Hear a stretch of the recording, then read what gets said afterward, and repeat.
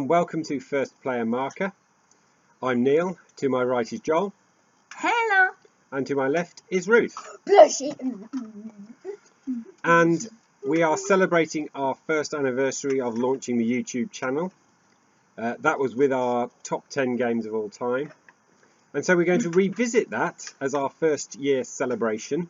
This time Ruth is joining in. And we recorded that video on holiday in France as a single one take. This will be edited down for many reasons, but we're currently in lockdown from the coronavirus, as is the whole country. But we decided we would revisit that holiday spirit, and so we are, as you can see, we are filming outside in our back garden. Coronavirus. Before we go into our top 10s, we're just going to mention a few games that didn't make our top 10s, or indeed anyone else's, but were potentially bubbling under. So for me, Patchwork was close, so was Stone Age. Ruth? For me, it was Jamaica and Exploding Kittles. For me, it was Say Anything, Funkoverse, Stone Age, and a few others. Yeah. So what we're going to do is we're going to run through our top 10s. Where we have some crossover and someone else has placed it higher, we are not going to mention it, and we're going to add in a bit of mystery. We're going to show you the games where we can. If not, you will see a picture that will appear on the screen that we'll have sourced from somewhere.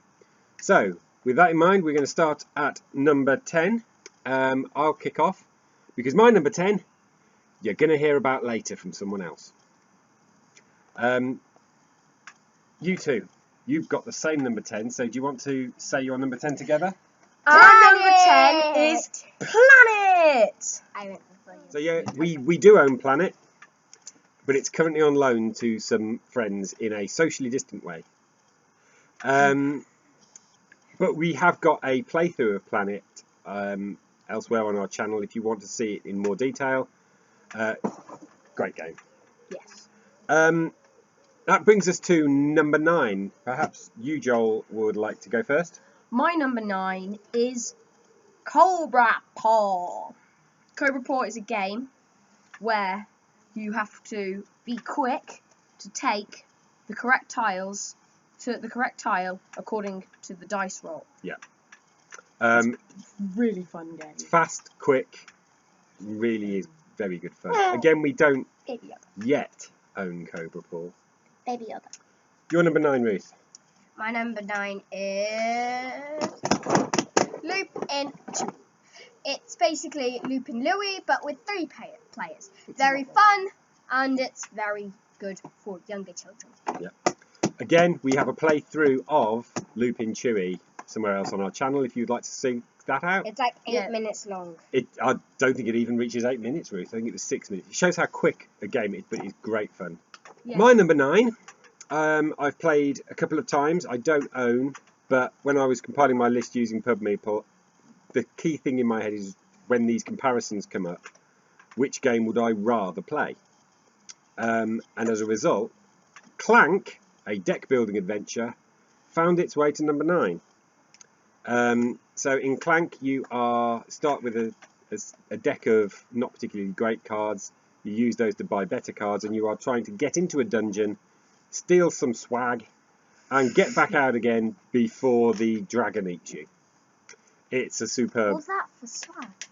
All that for swag. But it's good swag. Number 8 is Ruth's turn to go first. Double. It's a good game. It's got 5 different games in it, and there's loads of versions. Yeah, there's lots of different versions of Double. It's 55 cards, and if you pick one card, that card will have 8 symbols on it. One is present on every other card, and only ever one. But it's a different one each time. It's hard to explain, but the basic premise is it involves matching those symbols and looking for those matches. Great fun and very quick. Joel, your number 8. My number 8 is Trap Words. It's a dungeon-based word game. Yeah, from Czech Games Edition. Simply put, you are trying to make your way across a dungeon. You have a secret word to describe to your teammates, but your opponents have seen that and have laid trap words that you are not allowed to say. You do not know what they are, but if you say them, then you have failed in your task for that round. Superb, really, really good fun. Maximum of 8 rounds, so it's actually very much time limited. You're not going to be, a game's not going to drag on forever and ever and ever. It's really good. My number 8 is Takenoko, Cute panda. which is, as you say, it's the Panda. game of the cute panda and growing bamboo. Hexagon tiles, you are growing bamboo, eating it, laying tiles, and just basically trying to be the person who gets the most points. Number 7 already. My choice for number 7, I can't show you because I don't own it, and that is Rudiger Dawn's Luxor. Again, I've played it a couple of times and I have loved it both times. I've never won it, but I have thoroughly enjoyed it, and it's on my wish list. I can't wait to introduce you to Luxor. You are making your way through a tomb, collecting treasures on the way, trying to get to the centre, and it's got this ingenious mechanism where you have a hand of 5 cards, but you can only play the cards that are on the extreme ends of your hand of 5. When you played one, you get a new card and you add it back into the middle. So it's going to be at least 3 turns before that card that you may really, really want to play is going to make its way to the edge where you can play it. It's wonderful. I really, really like Luxor. Mine is Unstable Unicorns. Smells so good. Cats can smell, so I can smell too. This game involves unicorns. Killing unicorns. I'm killing them. Getting 7 in the pen. Upgrades and downgrades. Oh, it smells good. Right. There isn't any way to describe that. That's about as madcap as Unstable Unicorns is. Joel, you're number 7. My number 7, there are loads of different versions, and all of them are counted in this. Code names. Also by Czech Games. So this is the Spiel des Jahres winner by Vlada Chvátil. I don't think I pronounced his name right, but as you can see, we own regular Codenames, Duet, and Codenames Pictures. Codenames Pictures is particularly good for people whose English is not their first language. Duet is a 2-player, which my wife and I enjoy quite a bit. The idea being is you've got a grid of words, and you are cluing some of those words to your team, trying to avoid the others, and always trying to avoid the assassin, which would lose you the game. Number 6 then, it's over to you, Joel. My number 6 is Village Pillage. Game turnips. Steal turnips. Use turnips to buy relics. That's kind of it. With cards. You use cards, and the cards take action on your left and right players. And if you've seen our a couple of videos, it's been mentioned because it was Joel's highlight of the UK Games Expo. I think it was also one of your top 10 highlights of the year getting it, wasn't it? Yes. I enjoy Village Pillage. It's possibly in my top 20. Yeah. So that brings me to number 6. And my number 6 is Pandemic. Long-time viewers will know that last time we did this video, Pandemic was number 1. It has slipped a little. Now that is nothing to do. Crisis. Nothing to do with the coronavirus Yes, it is. crisis. No, it's not. Yes, it is. Because the game is sound. It's really good. It's just I'm enjoying other games a little bit more. Because of the coronavirus. Pandemic Legacy remains on my hit list of things to play. So this could well resurge back up to the top again. Coronavirus is in it. Oh, Well, it's Pandemic not. Legacy. Coronavirus. Ruth, number 6. My number 6 is Kabuba. Lay tiles. Move forward. Get coins. Reach the temple. That's it. Reach the temple. Yeah, it's No, a it doesn't race. tell me that, It's a but race to the whatever. temple, but you are laying tiles to make a path. Everybody lays the same tile at the same time, which is chosen at random. And it's amazing how different the grids people produce actually are based on the same tile draws. Most we've ever played this with is over Zoom with another 4 people. We had an 8-player game of Karuba, and I won. The number 5 for these 2 young uns happens to be the same thing, double crossover. So they're going to take it together. Dixit. Cards. Stories. Coins. Making stuff up. Baby Yoda. So yeah, Dixit is you play a card, you tell a story about it, which can be like one word. Everybody else plays a card to try and match that story, and then they get shuffled, and you vote on which one you think was the original story. Buy it now. It's a family classic. My number 5 is a game by Wolfgang Kramer and Michael Keisling, won the Spiel des Jahres, and it's Torres. Neither of these two have played it. It's a game where you are building castles. Castles. You are placing Say your sing. characters as high up in the castles as you can or are allowed to, and gain points accordingly. It's hard to describe, but it is really good fun to play. Okay. Number 4, Joel and I have a crossover, and that is Awkward guess. Awkward Guess. This is amazing game. This is the game Cluedo could have been. It's a murder mystery. This man here has been murdered by one of these suspects. It's an incredibly clever system of cards.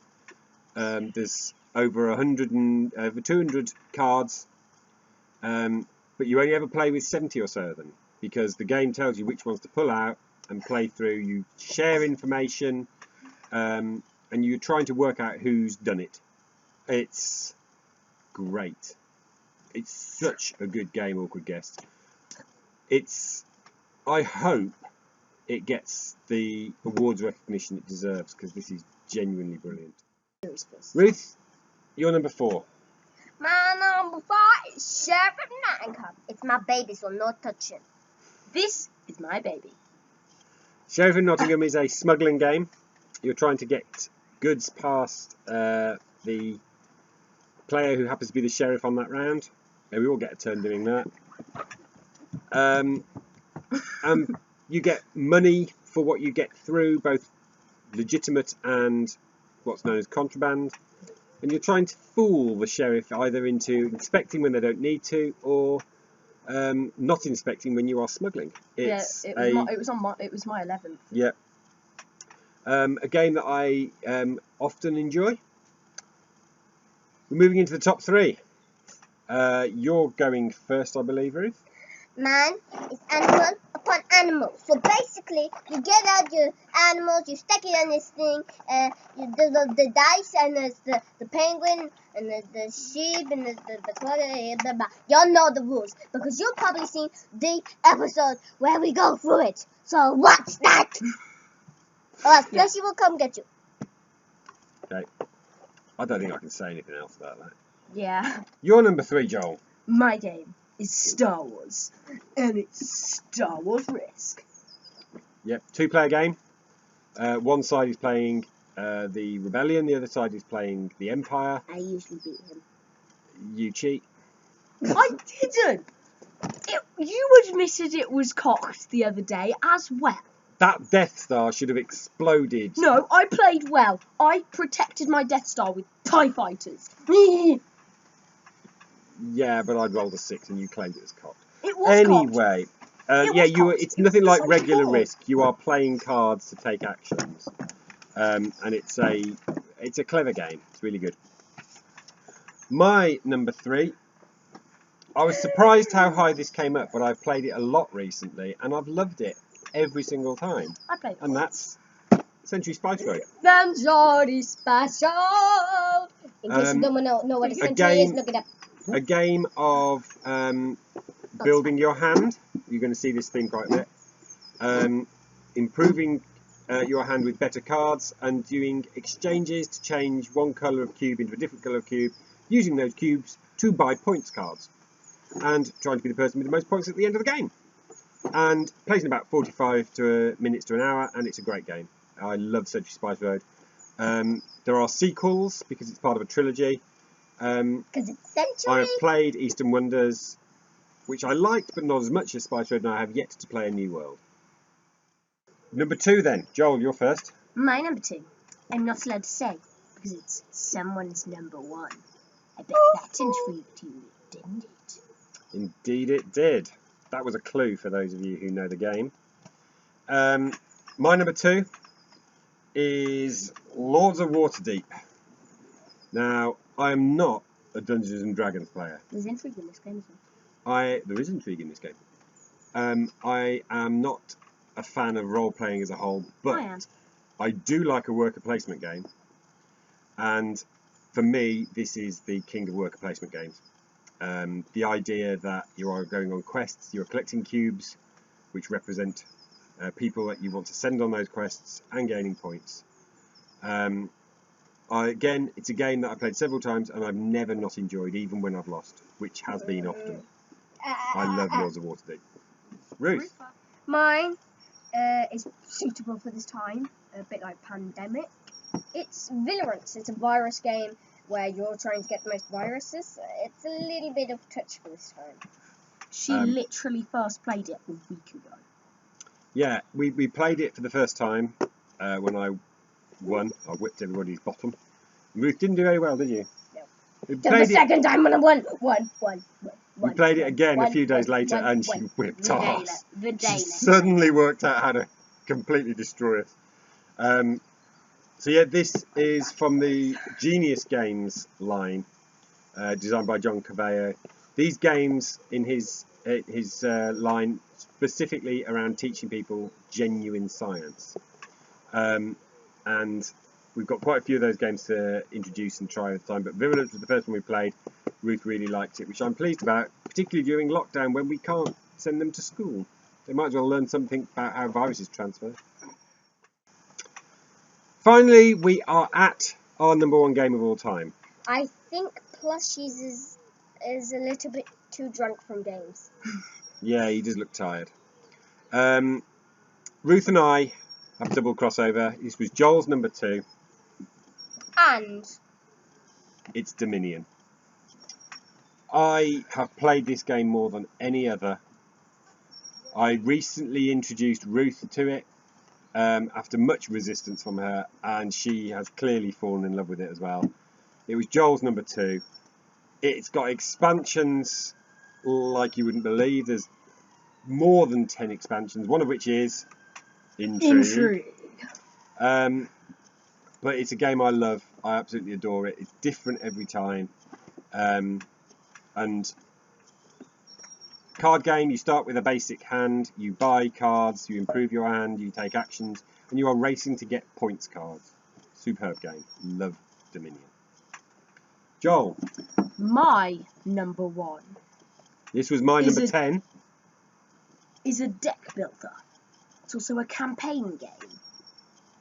Ruth hates it, and it's Harry Potter Hogwarts Battle. So yeah, pretty much similar to Dominion. In that you start with a poor set of cards, but you're playing as a character.